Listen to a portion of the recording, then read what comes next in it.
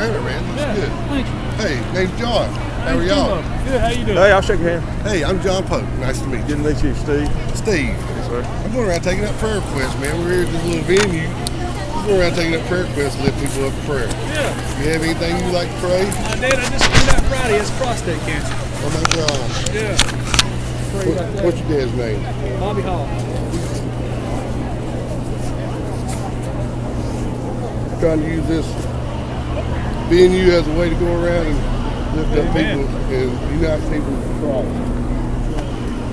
Yeah, that's good. Redeem the time, for the days are evil. It is. We're walking a really dark time right now.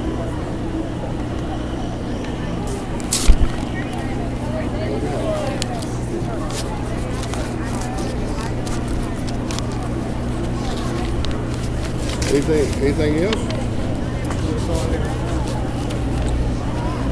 When did he receive this news? He just told me Friday. I don't know. Told you Friday? Yeah, I think he did a little bit. He knew a little bit before. We're going to be lifting him up in prayer, man. We're going to pray that's not a correct diagnosis. God can heal. Jesus still heals today. Pray for his soul more than anything. He needs salvation.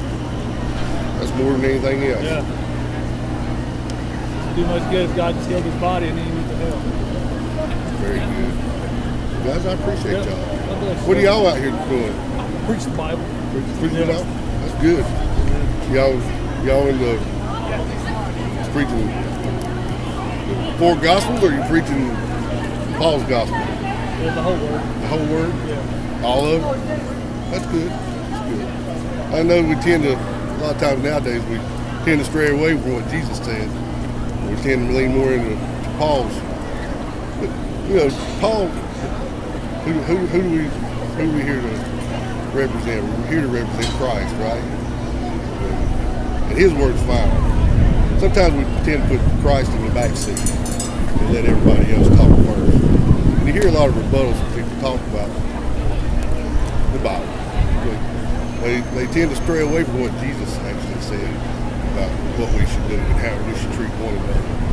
And we tend to lean more into Pauline Gospels, which is, second covenant. Do you believe all scripture is inspired by God? Absolutely. So it's all inspired by God. Absolutely. Yeah. I understand that, but what I'm trying to say is we tend to usurp what Christ says by using another scripture from another prophet or another apostle instead of listening to what Christ tells us. And because he came to fulfill, and his word's final. He's supposed to be in the front seat, and everybody else is supposed to be in the back seat. It's all about him. The whole book's about him. He is the word. He is the word. What do you think that we might be missing on? What would be an example of some things that you're thinking about? So obviously, know where you're coming from. Well,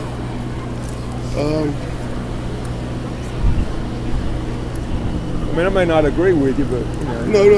I'm trying to think of a good example because there's quite a few. I'm just trying to think of one that's concrete.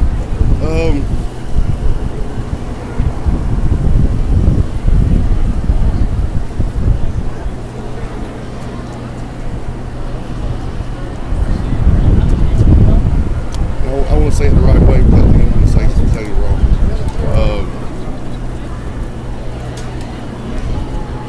we're not hard. We're not hard. We don't cut. Well, I have to be hard on me because I don't want to say the wrong thing. Right, same for me. You don't want to misquote or missay because that's not. You can't do that. I believe Christ came to fulfill the work. He said he didn't come to destroy, he came to fulfill it. And he said he didn't come to make unification, he came as a divider because he's going to be an offense.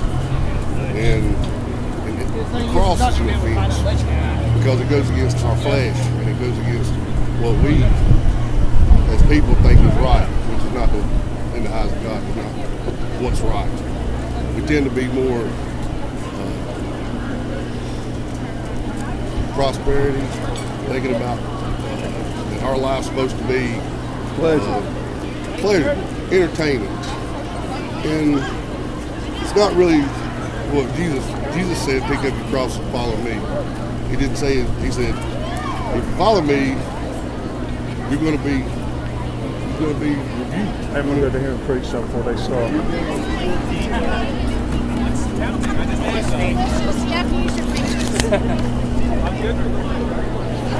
Hey, are there any socialists out here today? Anybody that's got a social mindset? Socialist? Anybody?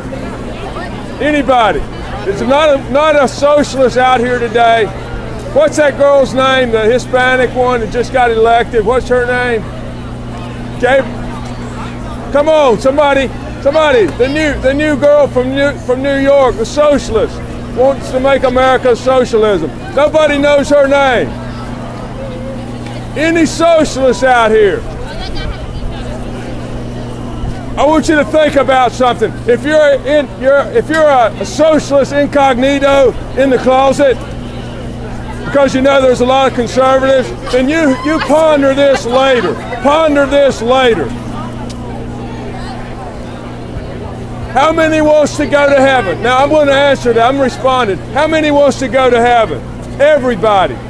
When you get to heaven, are you going to want to make any changes there? You're going to change things around in heaven? No. You're not going to want to change anything in heaven. No, I want to go there because that's the way I can be at that perfect place. I'll be loved. I don't have to pretend. I can just be who I am. No, I'm not going to want to change anything in heaven. What's up, Winter Jam? Hey, could you hold off just for a moment? I'm saying something, and then I'll let you do it. Would you just do that for a moment? About 2 more minutes. Go ahead. We'll set a time because we have to be out of here. So you say, no, I wouldn't change anything in heaven. But I want you to think about this.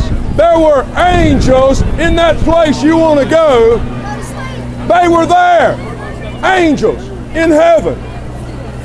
And Satan was able to deceive 1/3 of the angels into leaving heaven. You think Satan has the power to deceive you on this earth? To leave the good things of America? The righteousness of America, and say, we'll let 2 men get married?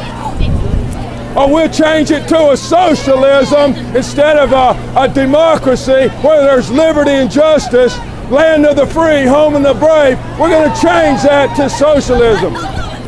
Listen, I want you to get sober and realize that Satan can deceive you. He deceived the angels into leaving out of heaven. Now the biggest deception that Satan is going to want to deceive you is to think that you don't need to be born again, that that's just a saying. You don't have to be born again. But Jesus said you do have to be born again. Now I hope you'll consider those words. Thanks.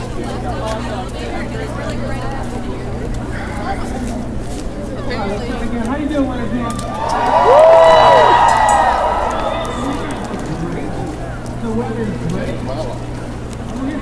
Change your life. I'm just going to read it again. Totally different than everything you do. Because we're different people. We both have different skeletons. We both have different sins of our own. You know, yours might not be that guy's or mine or his or anybody else's, but you got them. They're just between you and God because you're just those silent. You don't want to tell anybody about this. You do that. Yeah, Paul says it's not me that sins, it's the sin that's in you, basically. But you still do. You don't have to. You're not in bondage by sin. But you're still in bondage in that flesh. As long as you're in that flesh, that's right. Hold this. I'm going to go get a cop to sign. He does. Absolutely. That's a metaphor, though, because You know, all things are possible. What happens to the heart? That's where you know, that don't cause you to have to do it. That's right. That's what I'm talking about. That's what I'm talking about. When you give up, give into that. When you give into that, you fail. Or you think you're doing good and you're hurting instead. You know, what the best thing Jesus taught us was when you do good. He was at hungry. The devil come through and said, "You son." If you want to grab stones in the river, you have to be hungry. I slept in the heat of the battle, and I fought through the dust and the shadows. Oh, you never left my side, never left my side. I stood at the top of the world. I went through the depths of my soul. Paul talked about this. You know, let's go down. You know, once you're in this place for a war, you're going to be totally free.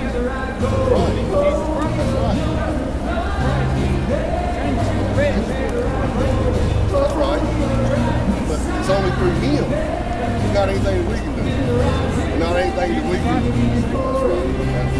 Him and him only. Only him and him only. Not any of you. But we got to walk with him.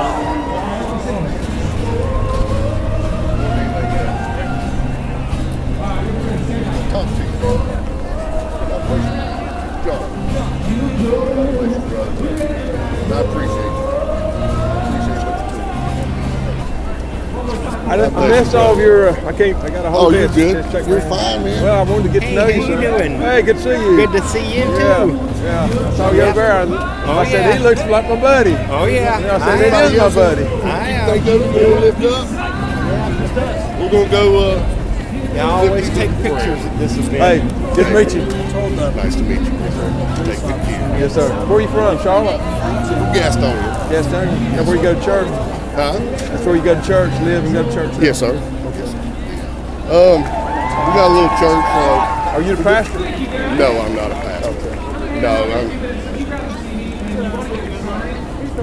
I'm just out here trying to lift people up to God, because that's what people need now. People need to go to Well, God. we need a lot of God we cares. need a lot of things. We need to repent Well, for one thing.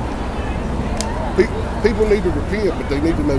Okay, love folks. too. Yeah, welcome to Winter Jam 2019. And More than anything else, time they to all put love. aside the kindergarten level of Christianity that you guys are so proud of, and time to actually get into some real doctrine. Time to actually grow in doctrine. That's what we're out here to do. We're not necessarily against Winter Jam in and of itself. We're not necessarily against music. Nothing wrong with music in and of itself, but the primary reason, I'm not sure about my other brothers here, they may have a little bit different reason for being out here, but my primary reason for being out here today is basically to encourage today's youth that they need to take it up a notch. It's going to be much more difficult for today's youth to maintain their Christianity in a world that has basically become anti-Christian. Much more difficult than us middle-aged folks. You know, the middle-aged folks, we grew up in a time when Christianity was the norm. We grew up in a time where Christianity was expected. So your parents, and especially your grandparents, they grew up in a Christian America. Your parents grew up in a Christian America. But your teenagers and today's youth, You don't think he can deceive you on this earth? You don't think he can deceive people to leave the good of America and go for socialism, go for the wickedness that the Democrat Party offers up, and the wicked media and the wicked Hollywood putting things into your mind. You don't have enough sense to turn the television off and say, I'm not going to look at that garbage. You just let them deceive you, thinking that, oh, you can't be deceived. When Satan was able to deceive the angels to leave heaven, you think you can't be deceived by Satan. You need to get real, friends. You need to get real and understand that there is a wicked Satan, and he wants to deceive you, even to take your soul. You know, I was at a homosex festival. Who would like to go preach at a homosex festival? Would you want to do that? Would you want to take this bullhorn and go preach at a homosex festival? Well, I was there at a homosex festival, and I was talking, towards the end of the day, I was talking with some people. And there was a little boy there, 12 years old, something like that. He was clever. He was a very clever, smart, intelligent, quick-minded, witty fellow. And he was saying a lot of things that were causing the people to laugh. He was clever. But I had this thought, and I asked him this question. I asked that little boy this question. I said, which are you? Are you a sheep or a goat? I asked that boy, are you a sheep or a goat? We were at a homosex festival. You know, I could ask somebody, are you a boy or a girl? Everybody ought to know that answer. But in this wicked, Democrat influenced society that we're in, it's in vogue to say you can be whichever one you identify as. It's just, it's up to you. Little Johnny, would you rather be a girl and call yourself Julie? Or would you want to be a boy? It's up to you. Whichever one you identify with, that's okay. We like to have it your way. It's Burger King America. Have it your way. Ocasio-Cortez, have it your way. We don't want a democracy. We want a socialism. We want to try something perverse and wicked. We're not satisfied with the light and the glory that the whole rest of the world wants to come to America. No, we want to change it like Brazil, where it's socialism and it's going down the drain into the sewer.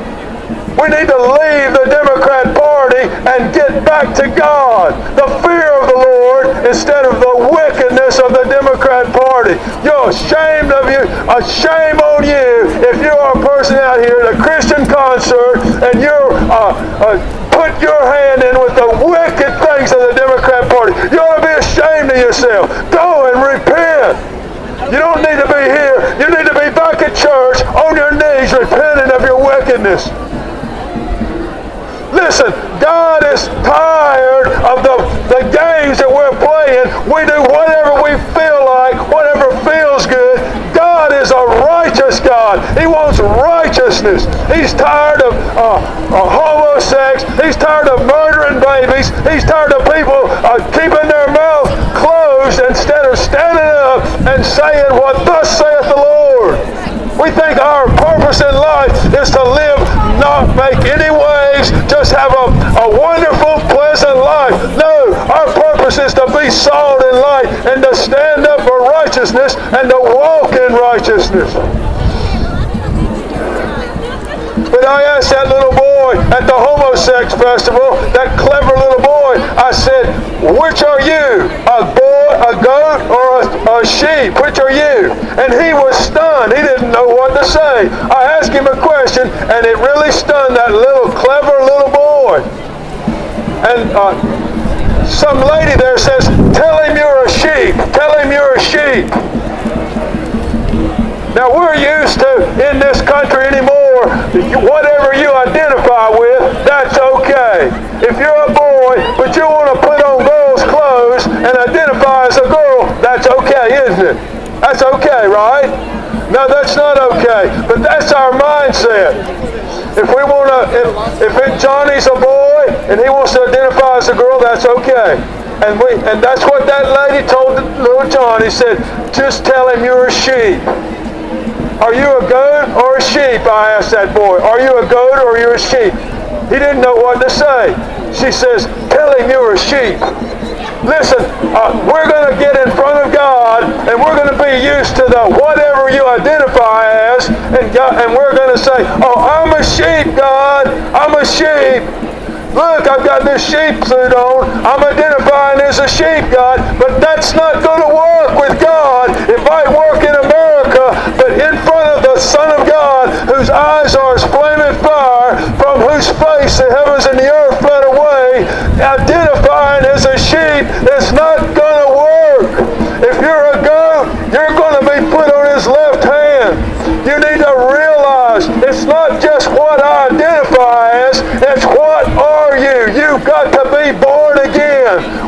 sheep only after we've been born again. It's not put a sheep suit on. It's not, they put, well, Johnny, you can just put your high heel shoes on and put a dress on, little Johnny, and then you can go into the girls' bathroom because you're identifying as a girl. We take that same approach to salvation. I want to be a sheep, so I'll just put a sheep suit on. I'll go to Winter Jam, and God's going to let me into heaven. No,